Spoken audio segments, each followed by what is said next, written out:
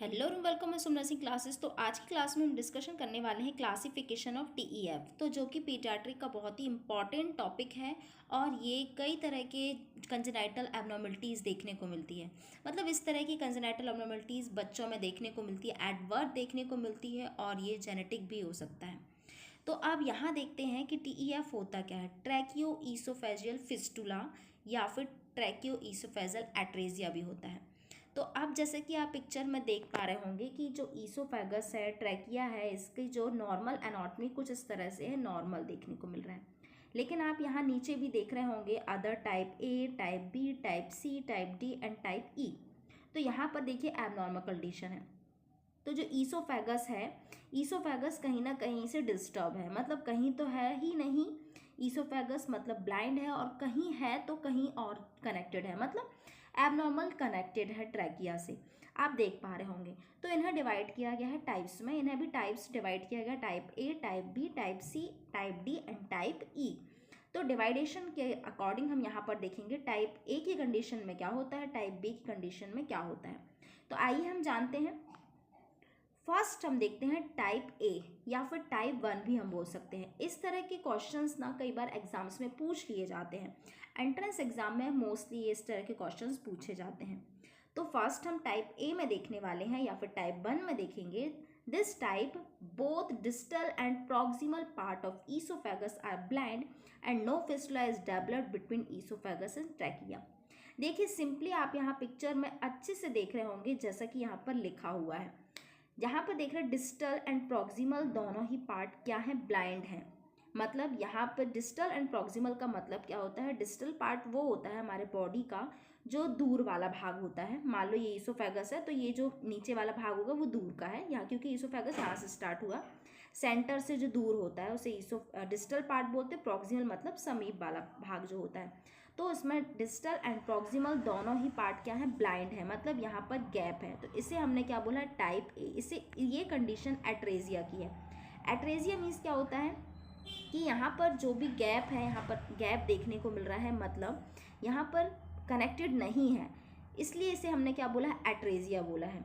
तो ये क्या कंडीशन हो जाती है, एट्रेजिया, क्योंकि यहाँ पर गैप देखने को मिल रहा है, तो इसे ही हम एट्रेजिया बोल सकते हैं। क्योंकि एट्रेजिया और फिस्टुला दो अलग अलग कंडीशन है। हम आगे देखेंगे कि फिस्टुला वाली कौन सी कंडीशन होती है। नेक्स्ट हम देखेंगे टाइप 2 या फिर टाइप बी। तो इसमें हम देखेंगे proximal part of oesophagus is connected to trachea via fistula and distal part of oesophagus in is blind.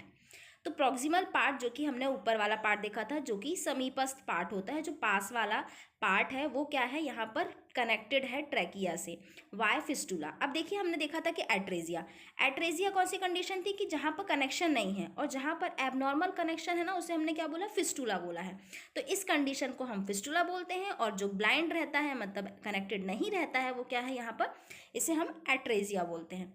तो इस कंडीशन में क्या है, जो प्रॉक्सिमल पार्ट है वो कनेक्टेड है ट्रैकिया से, वाया फिस्टुला, और जो हमारा डिस्टल पार्ट है वो क्या है, ब्लाइंड है। तो distal oesophagus is blind and proximal oesophagus is connected by trachea. तो ये हो गया टाइप वी। इसे हमने एट्रेजिया विद प्रॉक्सिमल फिस्टुला बोला है। क्यों, क्योंकि ये एट्रेजिया देखने को मिल रहा है और प्रॉक्सिमल यहाँ पर क्या देखने को मिल रहा है, फिस्टुला। नेक्स्ट हम देखेंगे टाइप 3 या फिर टाइप सी भी हम इसे बोल सकते हैं। अब ये कंडीशन कौन सी है, it is commonest type of oesophagus atresia in which proximal part of oesophagus is blind and distal part is connected via fistula to trachea. तो ये कौन सी कंडीशन है, इस कंडीशन में हमें देखने को मिलता है ईसोफेगस एट्रेजिया जो होता है इन which proximal part of oesophagus क्या है, ब्लाइंड।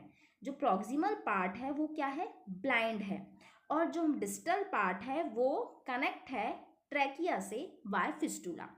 तो जो यहाँ पर हमें देखने को मिल रहा है ऊपर वाला पार्ट मतलब प्रॉक्सिमल पार्ट, ये ब्लाइंड है, ईसोफेगस का प्रॉक्सिमल पार्ट ब्लाइंड है और डिस्टल पार्ट कनेक्टेड है ट्रैकिया से। तो ये भी एबनॉर्मल कनेक्ट या एबनॉर्मल ही हो गया। तो आप इजी लैंग्वेज से याद कर सकते हैं कि जो प्रॉक्सिमल पार्ट है वो ब्लाइंड है, मतलब ईसोफेगस का प्रॉक्सिमल पार्ट ब्लाइंड है और डिस्टल पार्ट क्या है, कनेक्ट है ट्रैकिया से। तो ये हो जाता है टाइप सी। नेक्स्ट हम देखते हैं टाइप डी या फिर फोर्थ टाइप। तो फोर्थ टाइप में हम देखते हैं, this is the rarest form of tracheoesophageal fistula. इस तरह का जो फिस्टुला है या फिर इस तरह की जो कंडीशन है बहुत ही रेयर देखने को मिलती है। Both proximal and distal part, मतलब both proximal and distal part of esophagus are connected to trachea by two separate fistula। तो यहाँ पर क्या देखने को मिल रहा है, प्रॉक्सिमल एंड डिस्टल पार्ट दोनों ही कनेक्ट हैं ईसोफेगस, मतलब दोनों ही कनेक्टेड है ट्रैकिया से। Proximal and distal oesophagus is connected by trachea, और वो भी सेपरेट फिस्टुला से ही यहाँ पर कनेक्ट हैं। मतलब दोनों ही फिस्टुला कैसे हैं, सेपरेट हैं, दोनों एक से नहीं कनेक्टेड हैं। ये फिस्टुला अलग है तो दो फिस्टुला हमें देखने को मिल रहे हैं। तो ये टाइप कौन सा हो जाता है, टाइप 4। नेक्स्ट हम देखेंगे टाइप 5 या फिर टाइप ई। तो टाइप ई में यहाँ देखने को मिलेगा, there is no atresia in the oesophagus but oesophagus is attached by with trachea via single fistula.